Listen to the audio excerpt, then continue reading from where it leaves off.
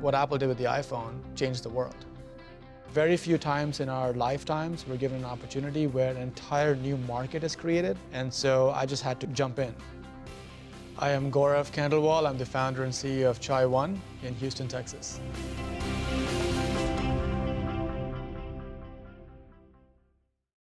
Growing up in India was very interesting. We didn't have much technology, except one class I took over the summer for a couple of months on just basic programming, and I fell in love with it. And I think part of it had to do because there was air conditioning, and it was really hot in the summer. I went to Goshen College in Indiana, in the heart of the Amish country. When I did see folks in a horse carriage, I was just like, what's going on? Why are people not using electricity and driving cars? And then I got to visit some of the Amish in their homes, and what I found is a tremendous sense of community, a very strong sense of hard work, strong sense of family, and that I could relate to. After 4 years of taking risk on campus and doing different things, I got kind of used to it and almost started enjoying this idea of taking risk. With that kind of mentality of Columbus came to this country and burnt the boats and said, "You're not going back." Coming to Houston, it was great to see people from different cultures, different languages.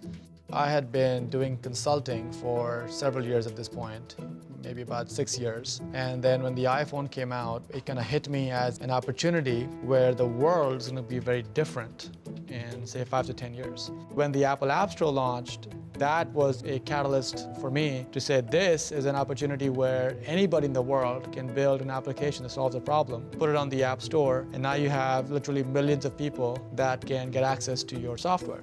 I was living in a condo. I had 2 roommates, so we would just kind of gather on the dining table and sit there and write code. So really there are 3 key areas that we work in. One is around customer experience. So companies are trying to find ways to engage their customers better, whether that's like providing better call center services, better ways to pay their bill, check their accounts, better ways to do customer journey mapping. Big refineries, nuclear power plants, warehouses, they often are using antiquated processes, antiquated software, antiquated tools. So the way for us to win was to own the industrial space, which is right here in our backyard.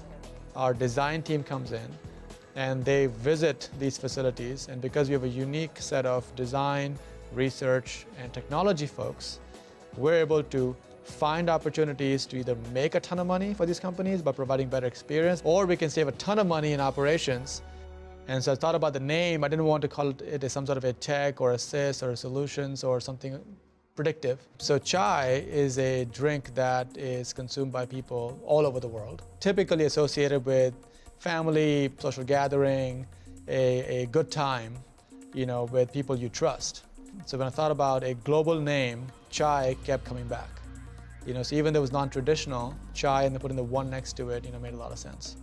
And so I started a tech co-working space called Start. I started hosting these tech meetups for free for 3D animators, Java developers, .NET, iOS, design folks. And then started these demo days where we would host like Shark Tank type of events to help give startups a platform. They didn't know that there was a venue for them to connect with other like-minded people. And then step 2 for us as a company, this provided a way for us to recruit the best of the best into Chai One.